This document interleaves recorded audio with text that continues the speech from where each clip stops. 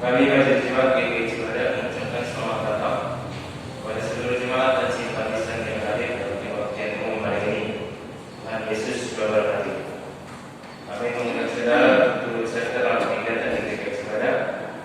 Dan apabila saudara ini menjadi anggota di Jemaat GKI Cibadak, harap menghubungi majelis di luar konsisten. Kedua, pelayanan firman hari ini Minggu 4 Oktober 2020 akan dilayani oleh saudara Modi Tiko Pradana. Kebaktian minggu depan 11 Oktober 2020 akan dilayani oleh Pendeta Iman Sugio Ibrahim. Rektor dan Pemerintah. Selama ibadah saya di gereja, rektor dan pemerintah ditiadakan. Saya umat dan teman-teman kesehatan terbaik Persekutuan Rumah Tangga. Berdasarkan surat edaran dari PPSB Jawa Barat dan himbauan dari pemerintah untuk menetapkan social distancing terkait wabah virus COVID-19, maka Persekutuan Rumah Tangga GKI Cibadak ditiadakan. Untuk informasi yang lebih lanjut dapat menghubungi majelis jemaat. Protokol COVID-19. Berikut akan dibacakan protokol COVID-19 di GKI Cibadak sebagai berikut. Menduduki kursi jemaat yang tidak bertanda silang sesuai dengan nomor urut absensi masuk, dan duduk di bagian kanan dan kiri pintu masuk sesuai dengan arahan pada saat pengisian absen. Memakai masker selama ibadah berlangsung. Tidak melakukan salam damai dalam ibadah. Jaga jarak aman dan tidak berkerumun. Setelah ibadah selesai, jemaat diharapkan untuk segera pulang ke rumah. Setelah pembacaan bertulisan terdapat mengambil gambar foto jemaat secara keseluruhan dari arah kiblat.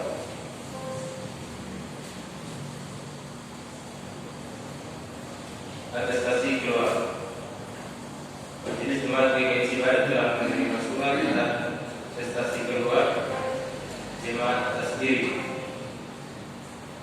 Bapak Oktober Gabriel, kami Dede Nuryanti, Isbi Shalom Sibanya Gabriel, anak Oscar Gabriel, anak. Kedua, Bapak Romi Putra Tarika, suami. Sarvis Barangan, istri. Ide Anasari, Guru Tarigan, anak. Kristiani Pangunta, Guru Tarigan, anak. Karina, Guru Tarigan, anak. Rosa Ibrena, Guru Tarigan, anak. Majelis Jemaat saya bersingkat bisa mengucapkan selamat melayani di tempat yang baru. Tuhan Yesus berkati. Pertemuan dulu. Pada tanggal 11 Oktober 2020 kita akan melaksanakan pertemuan kudus sedunia. Pertemuan kudus diperuntukkan bagi jemaat dan simpatisan yang telah dibaptis atau siri. Pada seluruh jemaat dan simpatisan GKI Cibadak diharapkan mempersiapkan diri dalam menyambut pertemuan kudus ini. Demikian waktu lisan hari ini. Selamat beribadah.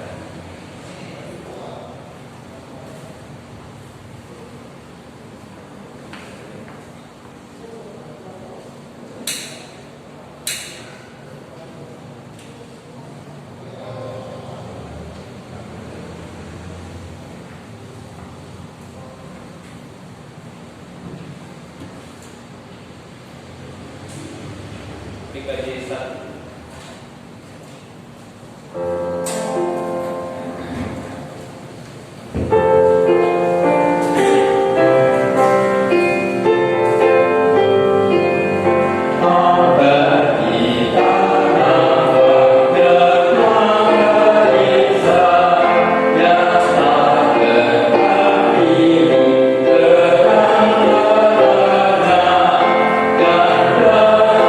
Putra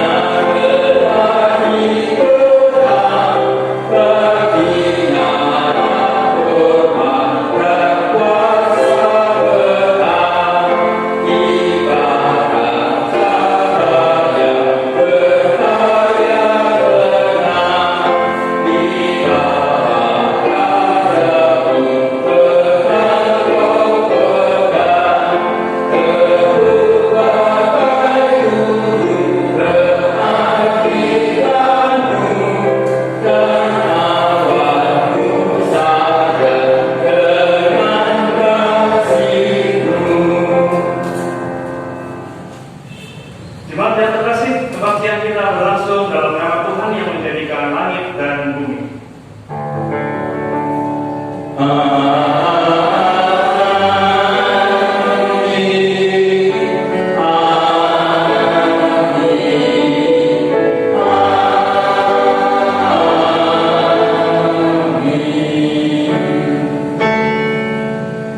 Damai sejahtera dari Allah Bapa dan Tuhan kita Yesus Kristus menyertai saudara sekalian.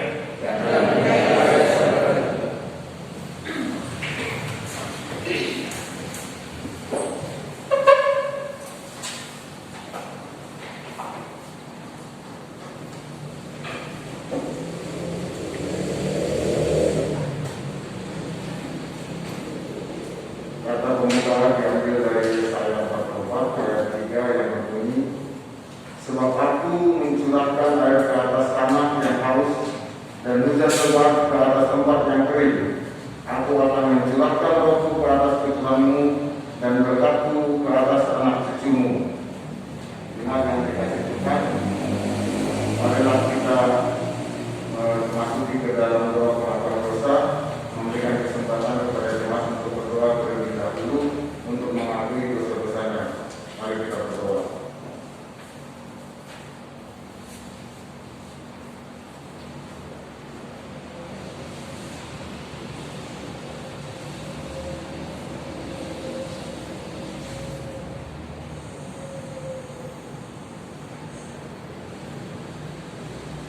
Kami hadir di hadapan-Mu kembali ya Tuhan, untuk mengakui dosa dan kesalahan kami.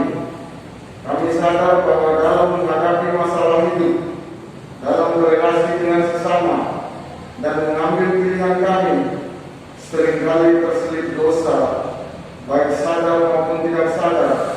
Ampunilah kami, bersihkan kami kembali ya Tuhan. Dalam anak-Mu Yesus Kristus kami berdoa. Amin. Kita akan masuk ke nyanyian penyesalan kita yang dari PKS 41 ayat 1 sampai 2.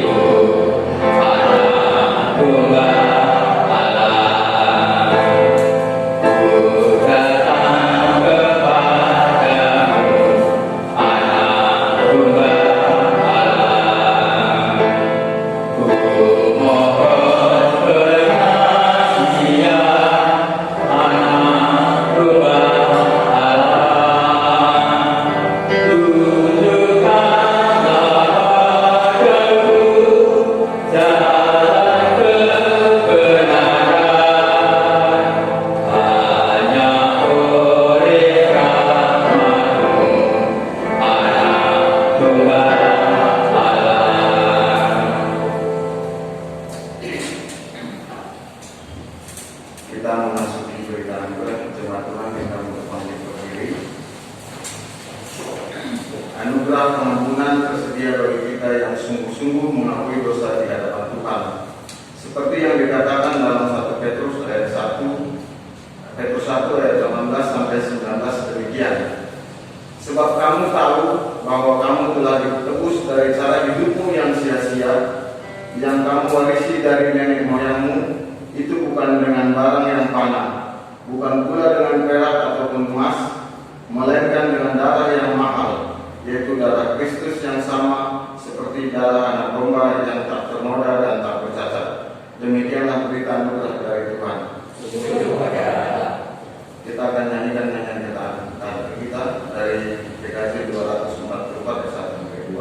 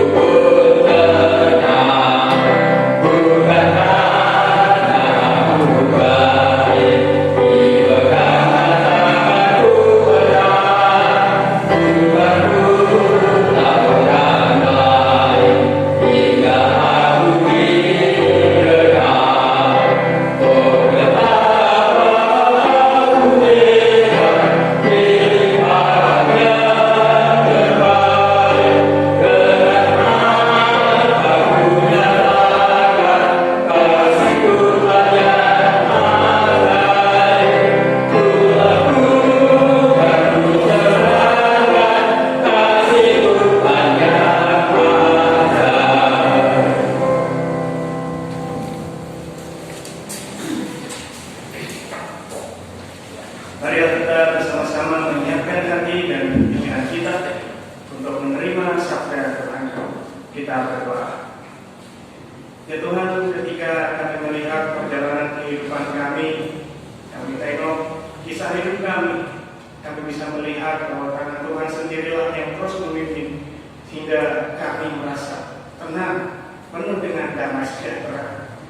Untuk itulah kami pada hari ini kembali berkumpul di rumah-Mu ya Tuhan, untuk kembali menerima bimbingan Tuhan melalui sabda Tuhan yang sebentar lagi kami akan terima bersama-sama.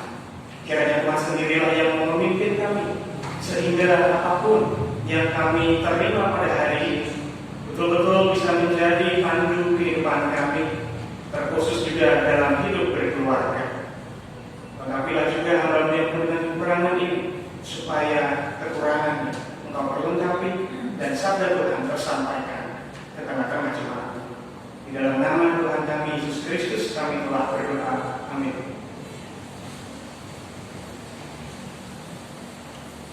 Marilah kita bersama-sama memperhatikan pembacaan Injil yang pada hari ini akan kita baca dari Matius pasal 21 ayat 33 sampai 46.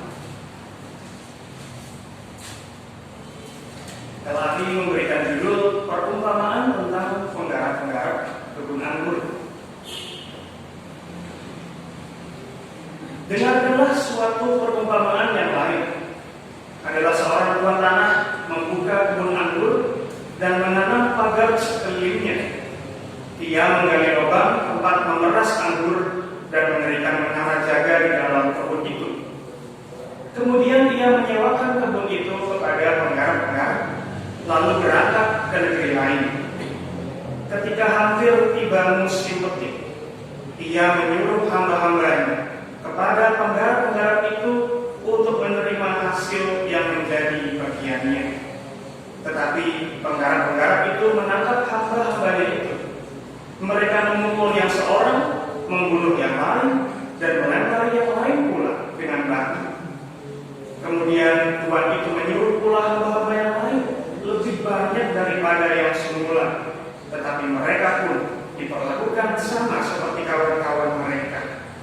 Akhirnya ia menyuruh anaknya kepada mereka, katanya, "Anakku akan mereka segani."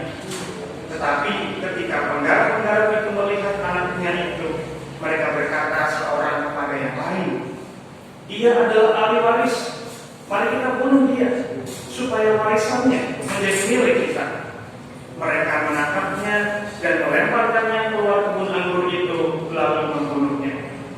Maka apabila tuan kebun anggur itu datang, apakah yang akan dilakukannya dengan penggarap-penggarap itu?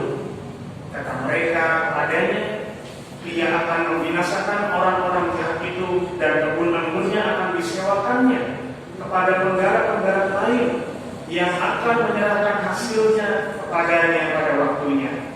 Kata Yesus kepada mereka, "Belum pernahkah kamu baca dalam kitab suci, batu yang dibuang oleh tukang-tukang bangunan telah menjadi batu penjuru? Hal itu terjadi dari pihak Tuhan, suatu perbuatan ajaib di mata kita. Sebab itu aku berkata kepadamu, bahwa kerajaan Allah akan diambil daripadamu dan akan diberikan kepada suatu bangsa yang akan menghasilkan buah kerajaan itu. Dan barang siapa jatuh ke atas batu itu, ia akan hancur. Dan barang siapa ditimpa batu itu, ia akan remuk." Ketika imam-imam kepala dan orang-orang Farisi mendengar perumpamaan-perumpamaan Yesus, mereka mengerti bahwa mereka yang dimaksudkannya, dan mereka berusaha untuk menangkap dia, tetapi mereka takut kepada orang banyak, karena orang banyak itu menganggap dia nabi. Demikianlah Injil Tuhan Yesus, yang berbahagia adalah kita yang mendengarkan dan memeliharanya dalam hidup kita. Haleluya. Haleluya.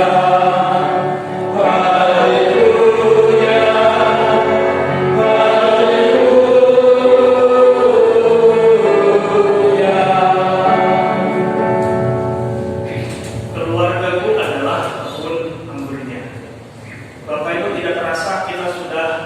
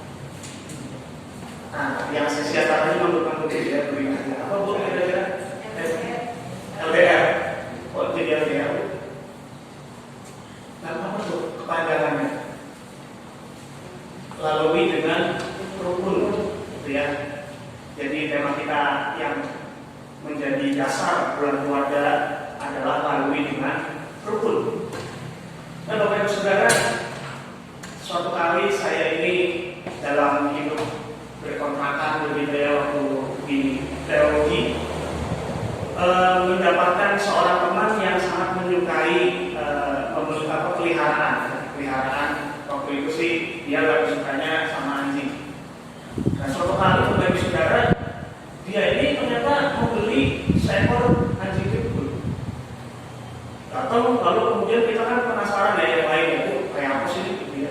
Kemudian yang kecil mau udah galak apa enggak? Pas kita lihat, oh bagus ternyata Bapak Ibu Saudara.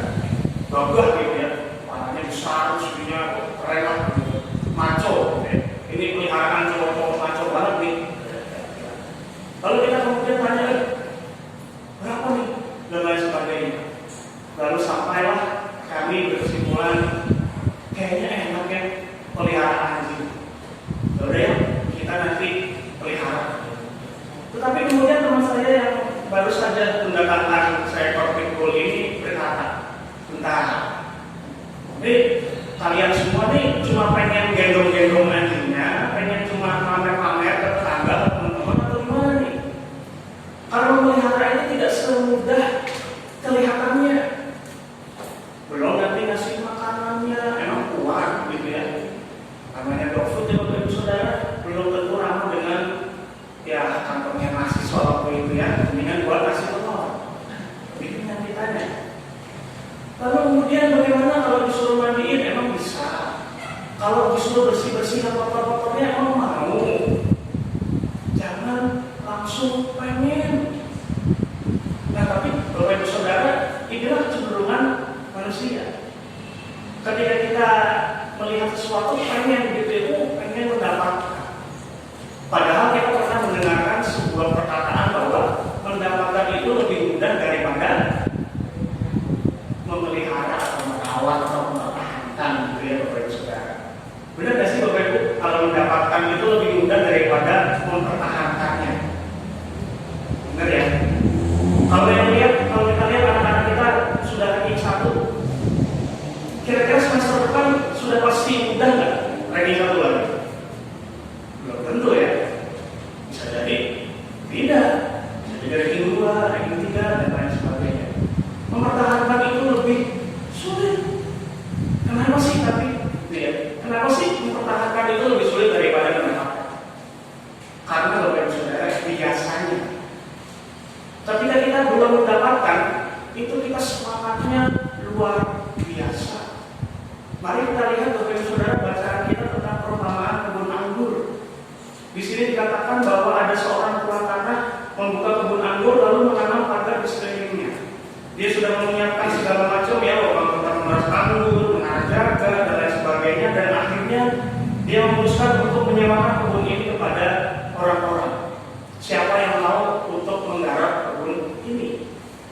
Dan tentunya Bapak Ibu Saudara, kalau orang belum punya pekerjaan sedang mencari, pasti dia sangat-sangat tertarik, semangat. Lalu ketika tuan ini kemudian bertanya, mau nggak garap kebun saya? Oh mau nggak? Tenang aja, nanti saya siramin, saya rawat, pokoknya janji.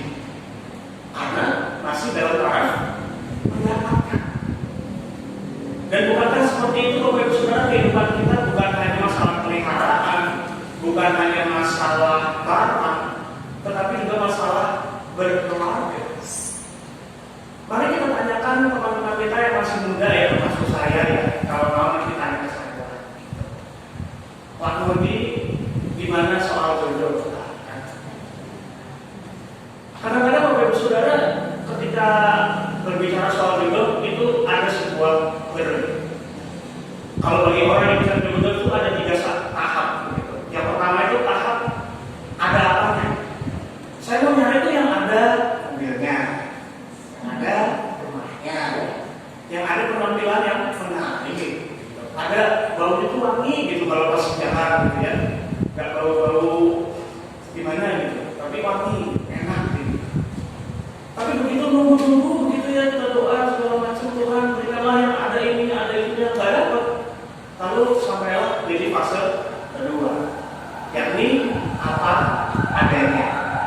Ya udahlah Tuhan, kalau nggak ada apa aja, udah apa adanya lah gitu ya. Saya mau menerima asal dia mau menerima saya apa adanya.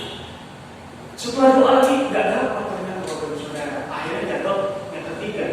Jadinya Tuhan apa aja, Tuhan apa aja lah gitu ya, penting dapat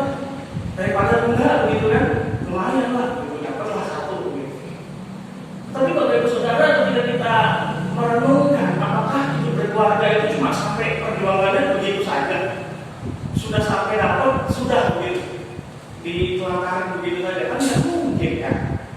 Sama seperti tadi ketika kami ini pengen memelihara peliharaan begitu, meskipun tidak sama persis pastinya ya, lebih ini keluarga. Tapi kan ini tidak hanya masalah senang dapat itu. Lalu kita harus ngapain? Apakah kita akan bisa merawatnya, mempertahankannya? Nah ini kan saya belum punya pengalaman berkeluarga ya Bapak Ibu, jadi saya tanyanya ke Bapak Ibu ya. Bapak Ibu nanti akan terus menjawab. Kira-kira mempertahankan keluarga itu mudah atau susah sih Bapak Ibu? Susah ya? Makasih kejujurannya saya tapi jelas ya, mempertahankan rumah. Kira-kira kalau di rata-rata Bapak Ibu Saudara kita tuh berumah tangga itu berapa puluh tahun sih? 20 tahun? Lebih ya? 40? Ada yang pernah ya? 40? Ada yang? Oh enggak. Loh, cuma segitu tuh? Lebih dong, masa? Kayaknya 40 tahun aja. Karena 40 tahun aja tuh lebih 60 tahun misalnya kan sampai pernikahan emas gitu ya, kalau Tuhan mengendaki. Tapi bayangkan Bapak Ibu Saudara 50 kali anniversary ya. Cintanya itu dari awal sampai akhir itu kira-kira bagaimana ya? Sama gak sih? Yang tadinya kita kenal di gagahnya luar biasa gitu ya. Masih perutnya itu masih lurus. Kalau nanti kan mendaki gunung, lewat gunung gitu. Seperti yang perempuannya rambutnya masih bergelombang dan lain sebagainya. Nah, kalau nanti sudah di ujung pernikahan masih bagus ada rambutnya ya, masih tebal dan puji Tuhan. Ada banyak sekali perubahan-perubahan yang bukankah itu akan menantang kita, masih sayang, masih mau. Anak juga begitu kan Bapak Ibu Saudara, waktu masih kecil lucunya gitu ya, kalau sudah mulai dibilangin jangan keluar sampai jam 6, pulang jam 7 kan kesel ya. Terus disuruh kelas online ya, bukannya kelas online malah online juga sih, tapi yang lain gitu ya, Instagram apalah gitu, kalau TikTokan gitu ya, kan jadi kesel. Tapi bagaimana? Bukankah ketika kita berkeluarga kita mendapatkan yang baik dan juga yang buruk? Itulah berkeluarga. Nah Bapak Ibu Saudara, ketika kebun anggur ini sudah disewakan, lalu penggarap-penggarap ini sudah mengerjakan, sang pemilik ini pergi, gitu ya. Kalau di Israel zaman itu Bapak Ibu Saudara, kebun anggur biasanya akan berbuah kira-kira waktu sudah 5 tahun. Nah kemudian sebelum 5 tahun kan belum ada bentuk ini bagaimana? Dalam 4 tahun pertama, sang pemilik inilah yang akan menjamin kebutuhan hidup dari penggarap-penggarap itu.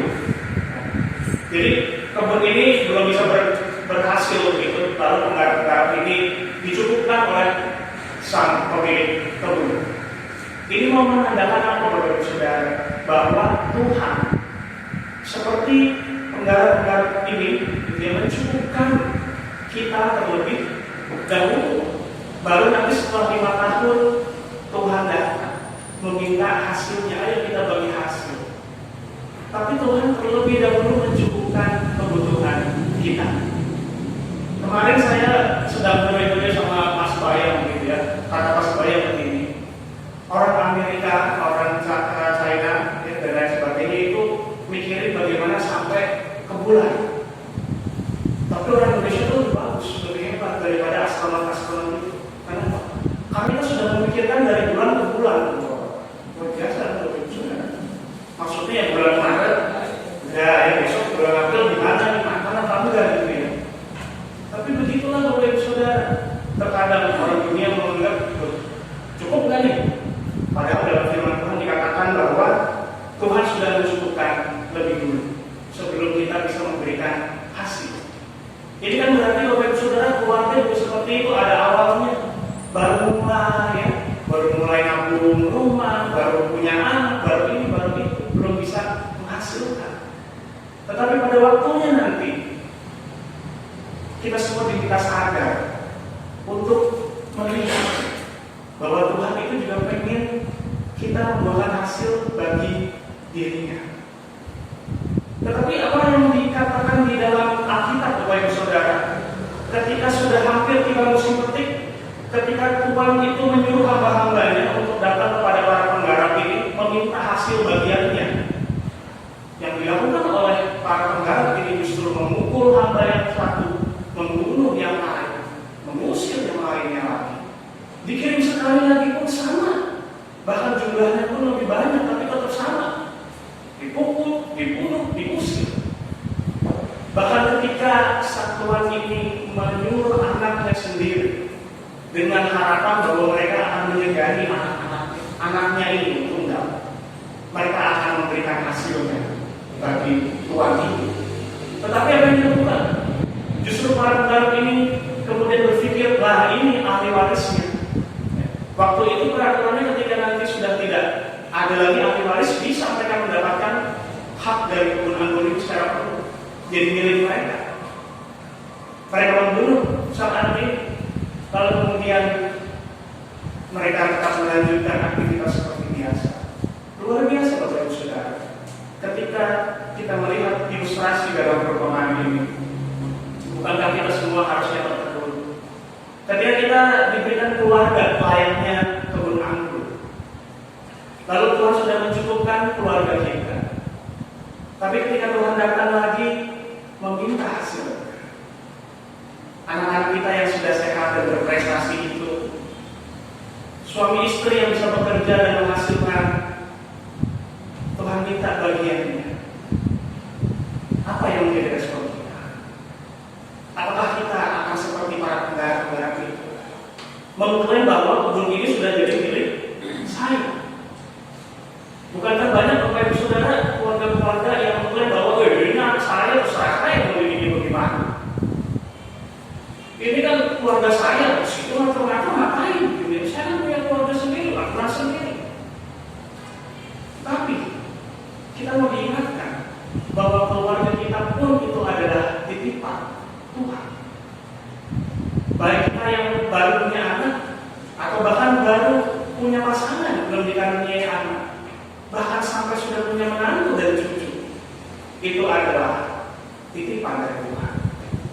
Dan jangan salah, bahwa Tuhan pun akan mengingat, ingin kita juga memberikan bagian untuknya. Lalu apa yang bisa kita lakukan Bapak Ibu Saudara?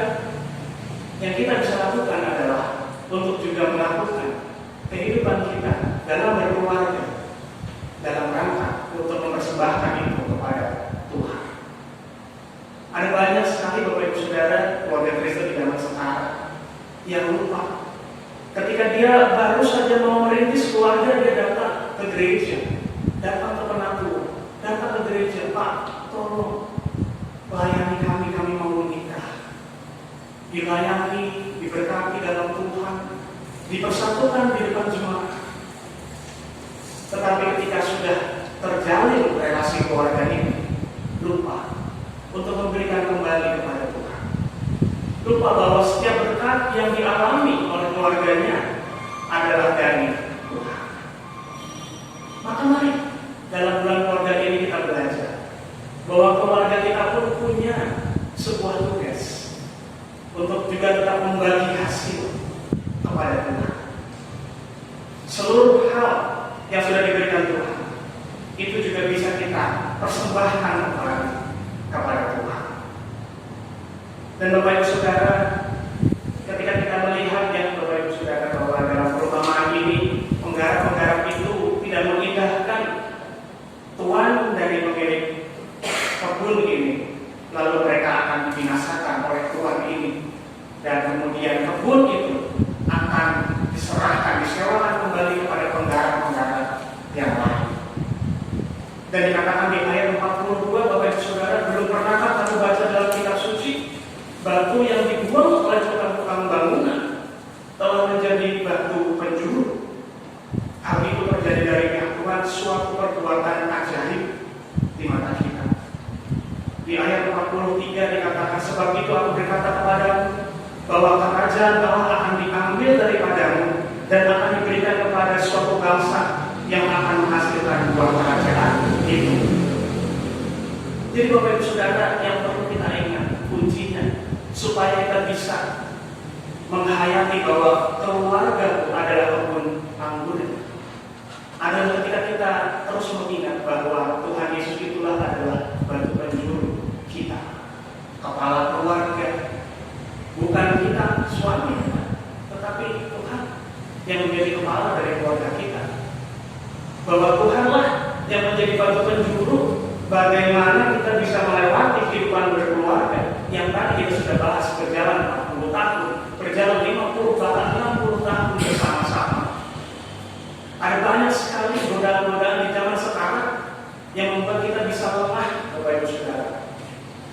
Yang membuat hubungan suami istri bisa retak, hubungan ayah dengan anaknya, ibu dengan anaknya bisa retak, hubungan menantu dengan mertuanya bisa retak, hubungan cucu dengan kakek neneknya juga bisa retak. Dan sayangnya banyak anak-anak Tuhan yang menderita hal ini. Kenapa? Karena mereka lupa bahwa batu penjuru mereka adalah Tuhan. Ketika mereka menghadapi masalah bersama, apakah mereka meminta bantuan Tuhan? Seringkali saya mendengar cerita di mana Bapak Ibu Saudara bahwa yang menjadi pendoa ini adalah seorang ibu biasanya dalam keluarga. Keluarga itu ditopang, bisa dibilang begitu. Karena ada seorang ibu yang terus berdoakan siang malam. Nah, pertanyaannya, Bapak mana? Menurut saya hal yang membuatnya itu sangat-sangat cocok buat keluarga di Indonesia. Karena yang minum teh itu cuma bapak, cuma ibu dan anak. Bapaknya mana? Hilang. Paling yang foto lah. Tapi belum tentu ya bisa jadi hilang tuh. Mereka minum teh bertiga aja sambil ngobrol ya, bapakmu kemana sih Leo gitu ya. Gak ada. Ya karena itu Bapak Ibu Saudara, suami istri, ayah dan ibu peran yang sangat sentral, terkhusus juga dalam perkembangan anak. Jangan dikira anak itu cuma butuh ibunya saja atau bapaknya saja. Butuh ayah dan ibu, dan butuh untuk membiasakan diri mereka bisa hidup di dalam Tuhan. Saya sedikit sharing Bapak Ibu Saudara ketika saya bercerita di sekolah minggu.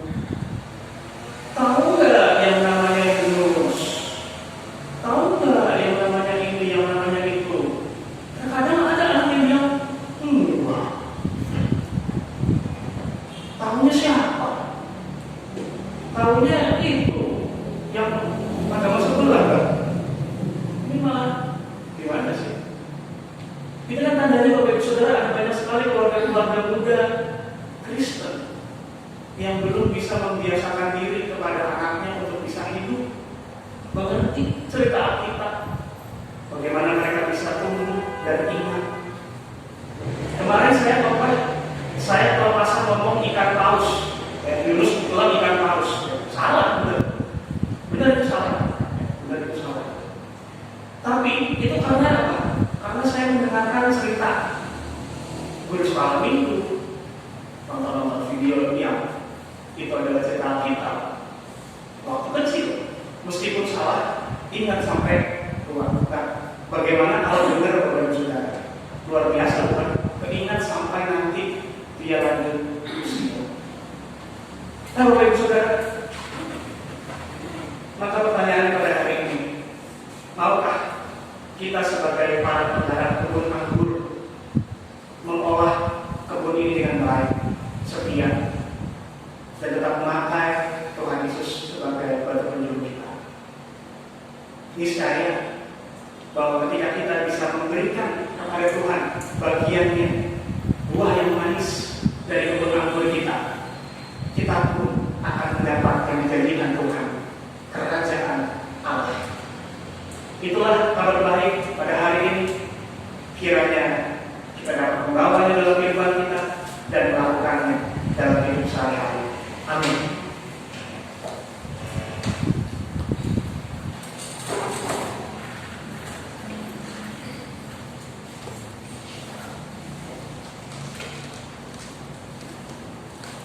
Kita akan mendengarkan sebuah pujian, tapi tidak secara langsung karena masih pandemi COVID.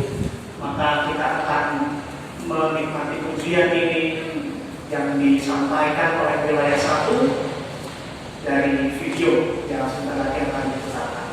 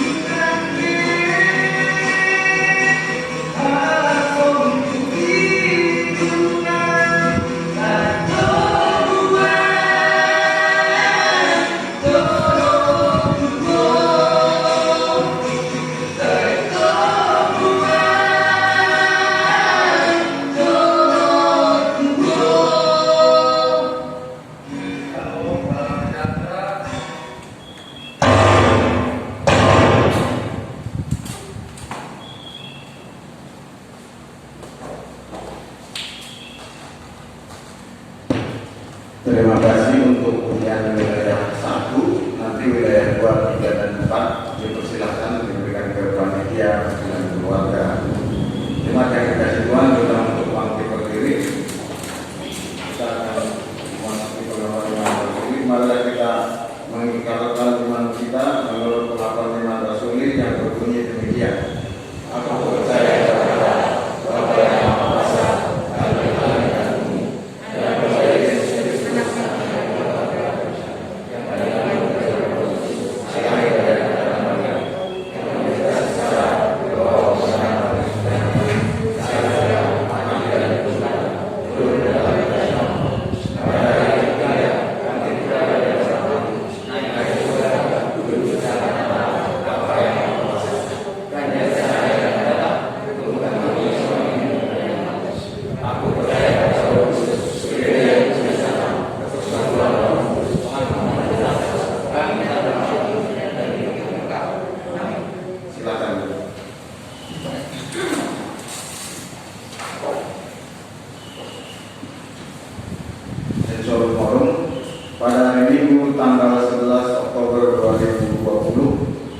kita akan merayakan perjamuan kudus untuk menyambut dan ikut serta dalam perayaan itu. Marilah kita mempersiapkan diri secara bersama-sama. Pada perjamuan malam terakhir, Kristus menghendaki kita merayakan perjamuan kudus untuk mengenangnya. Mengenang Kristus berarti mengalami kehadirannya seperti murid-muridnya dahulu mengalami kehadirannya bersama-sama mereka. Mengenang Kristus juga berarti menyadari secara pribadi seluruh kehidupan Kristus yang diberikannya bagi keselamatan dunia sejak Ia lahir, melayani, menderita sengsara, mati, dibangkitkan, dan dimuliakan di surga. Marilah kita merenungkannya. Apakah saudara benar-benar rindu untuk berjumpa secara pribadi dengan Kristus, untuk mengalami kasih, kuasa, dan kebenarannya yang membaharui hidup saudara? Apakah saudara menghayati bahwa seluruh kehidupan dan karya Kristus, yaitu kelahirannya, pelayanannya, penderitaannya, kematiannya, kebangkitannya, kenaikannya ke surga, sampai dengan kedatangannya kembali, terkait erat dengan kehidupan saudara?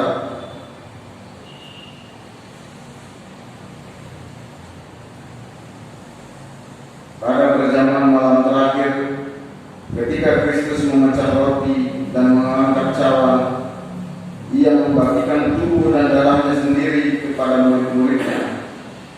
Menerima tubuh dan darahnya berarti dipersatukan dengan Kristus, sehingga Ia menjadi kepala dan kita tubuhnya. Menerima tubuh dan darahnya berarti dipersatukan dengan semua orang yang menerimanya juga menjadi satu tubuh dan satu roh. Marilah kita merenungkannya. Apakah saudara menghayati bahwa Kristus adalah kepala seluruh kehidupan saudara dalam hidup berjemaat dan bermasyarakat, dalam keluarga dan pekerjaan saudara? Apakah saudara menghayati bahwa saudara adalah anggota tubuh Kristus yang saling mengasihi seorang terhadap yang lain?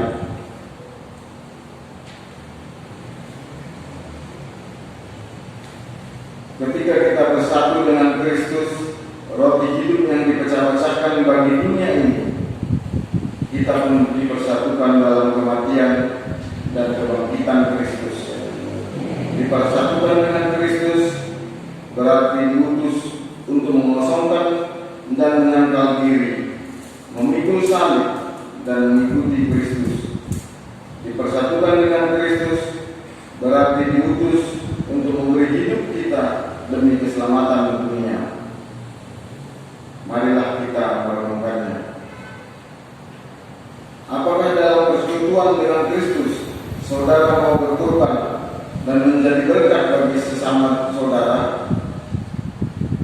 Apakah saudara menyadari bahwa sebagai anggota tubuh Kristus di tengah dunia, saudara menjadi mata dan telinga bagi Kristus yang melihat dan mendengarkan serta peduli terhadap kebutuhan dan masalah sesama saudara? Sudahkah saudara menjadi murid bagi Kristus yang menyuarakan kebenaran dan keadilan dalam lingkungan saudara? Sudahkah saudara menjadi tangan bagi Kristus yang berkarya memperjuangkan damai sejahtera di muka bumi?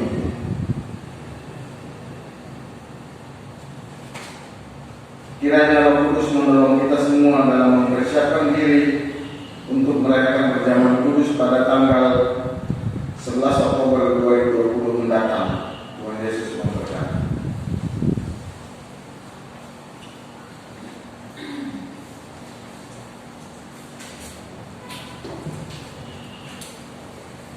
Terima kasih. Marilah kita menaikkan doa kita kepada Tuhan. Marilah kita berdoa. Ya Tuhan, kami bersyukur bahwa Engkau tetap memimpin kami, ya Tuhan. Engkau mengingatkan kami melalui firman-Mu bahwa keluarga kami adalah kebun anggur, Tuhan, yang sebetulnya milik Tuhan, bukan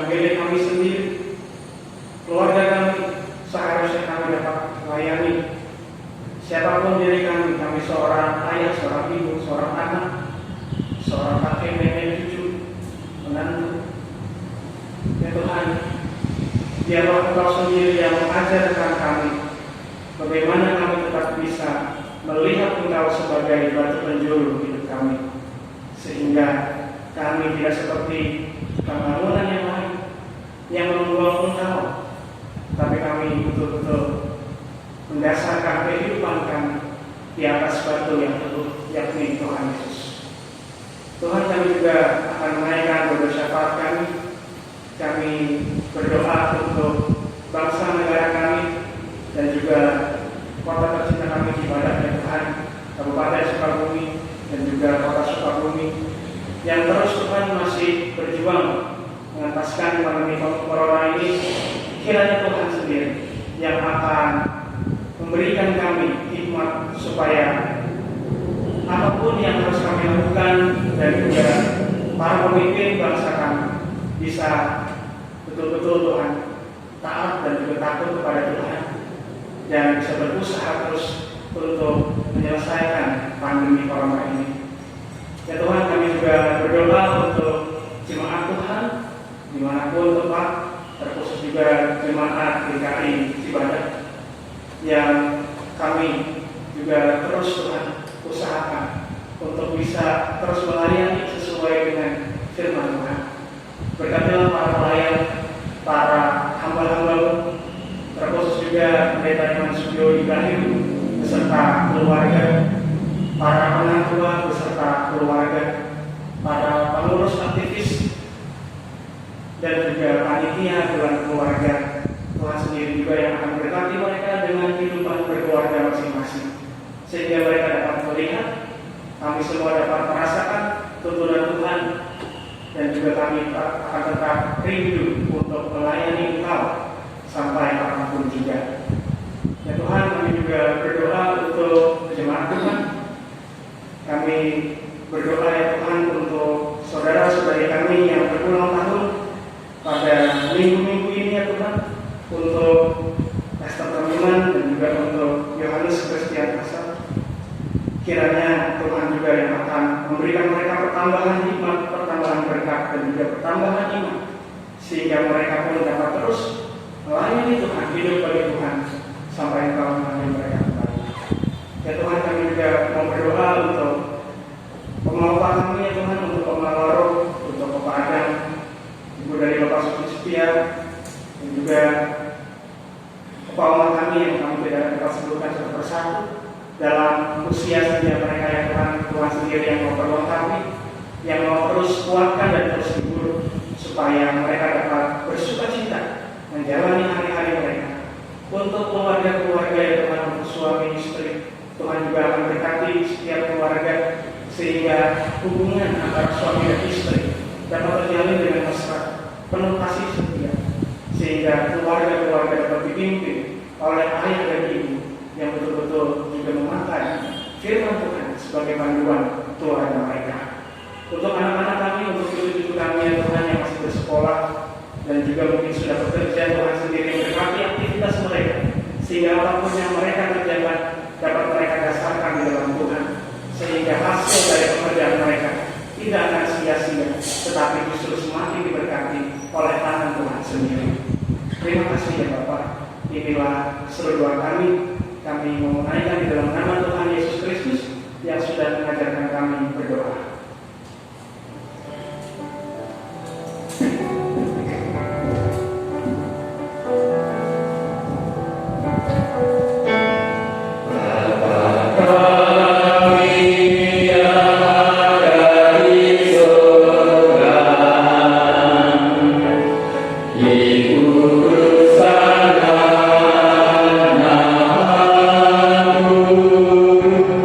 Da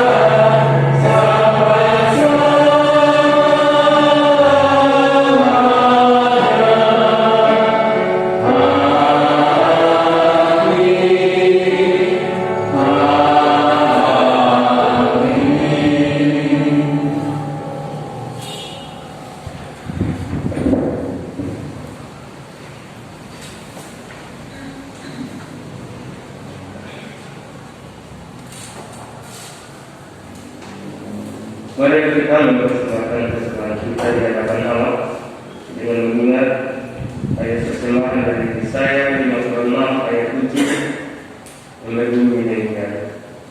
Mereka akan membawa ke gunung tunggu yang kudus dan akan memberikan kesukaan di rumah Allah. Aku akan berkenan kepada korban-korban makanan dan korban-korban sembelihan mereka yang dipersembahkan di atas mezbahku. Sedangkan aku akan disebut rumah doa bagi segala bangsa. Izin persembahan dari PKJ 1 Masjid.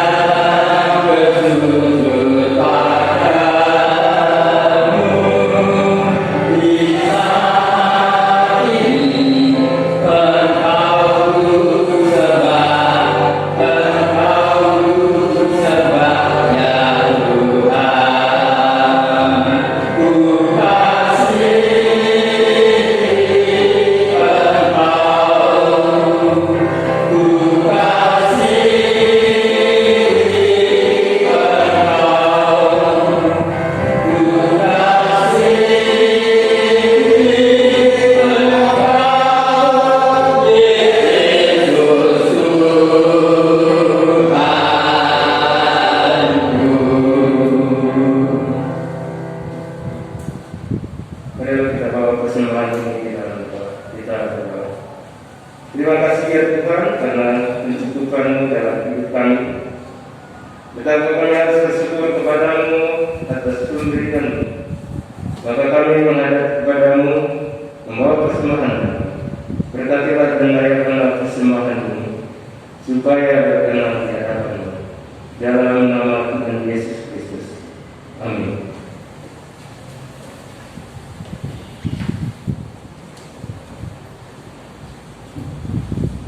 Kita pujikan pujian keputusan kita dari PKJ 289 ayat 1 sampai 2.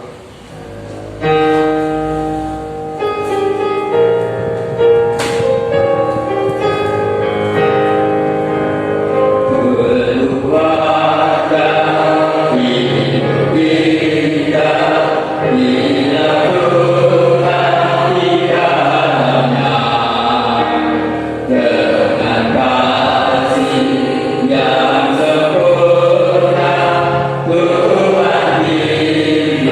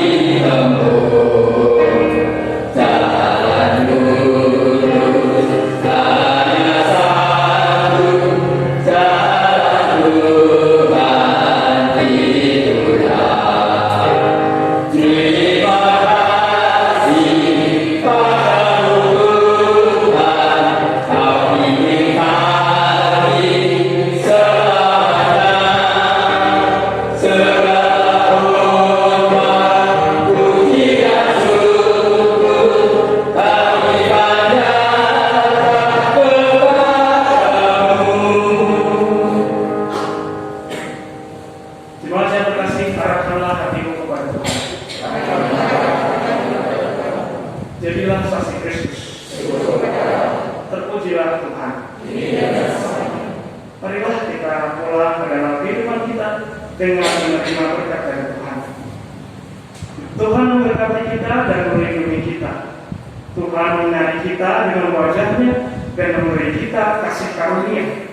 Tuhan menghadapkan wajahnya kepada kita dan memberi kita damai sejahtera sampai selama-lamanya. Haleluya.